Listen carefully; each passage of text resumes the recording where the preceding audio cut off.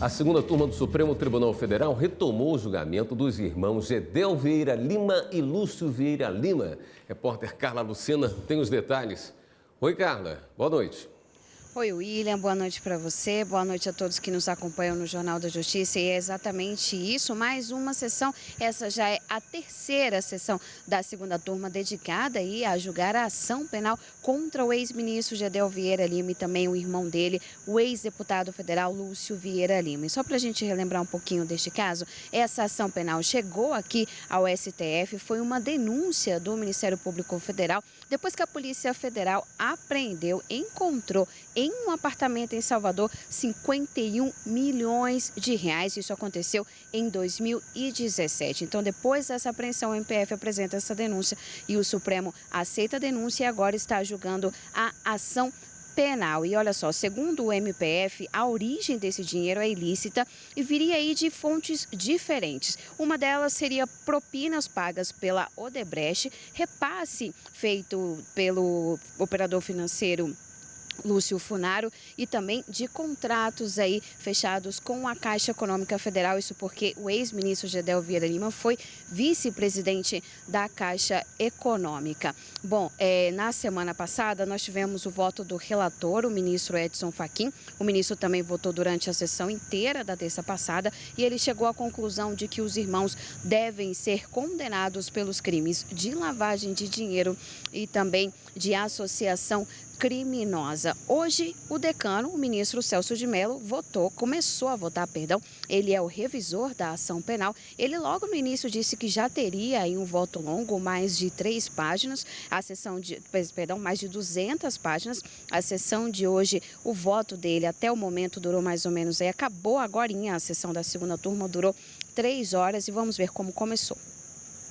Revisor da ação penal, o ministro Celso de Mello também negou todos os pontos colocados pela defesa do ex-ministro Gedel Vieira Lima e do irmão dele, o ex-deputado federal Lúcio Vieira Lima.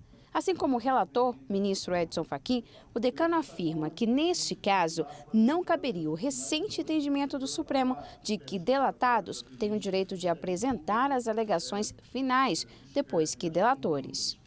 Vale dizer, direito à última palavra do corréu delatado, e eu próprio votei nesse sentido, compondo a corrente majoritária, direito à última palavra do corréu delatado no contexto do processo penal condenatório, em face da existência de acordo formal de colaboração premiada devidamente homologado pela autoridade judicial competente, situação inocorrente na espécie, tal como assinalou o eminente relator ao indeferir pleito dos réus. Em outro ponto do voto, o ministro reconheceu a validade das provas colhidas e periciadas por agentes da Polícia Federal, entre elas os fragmentos das digitais do Gedel nos sacos de dinheiro que estavam dentro do apartamento em Salvador.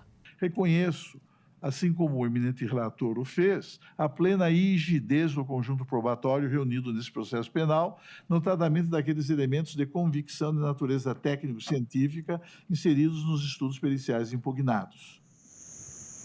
Bom, e olha só, então depois dessa parte, o ministro seguiu aí analisando todos os pontos da denúncia colocados pelo Ministério Público Federal. O ministro já indicou que pelas provas aí contidas na denúncia, há indícios de que os dois teriam se cometido os crimes de lavagem de dinheiro e associação criminosa. O ministro também citou o que chamou de intensa interlocução, intensa relação com o ex-deputado federal Eduardo Cunha, quando ele era presidente da Câmara dos Deputados, relação essa com o Gedel para liberar contratos de empresas junto com a Caixa Econômica Federal. O ministro também citou um depoimento de Jacob, que é o ex-assessor da família, e que ele teria aí afirmado que recebeu propina da Odebrecht. Esse dinheiro seria destinado a Gedel Vieira Lima. O ministro Celso de Mello, ele ainda não finalizou o voto dele. Ele disse que precisa analisar um último ponto que tem a ver aí com o uso desse dinheiro, porque além dos 51 milhões de reais, também há 12 milhões que a família teria usado aí para lavar o dinheiro, e para lavar esse dinheiro usava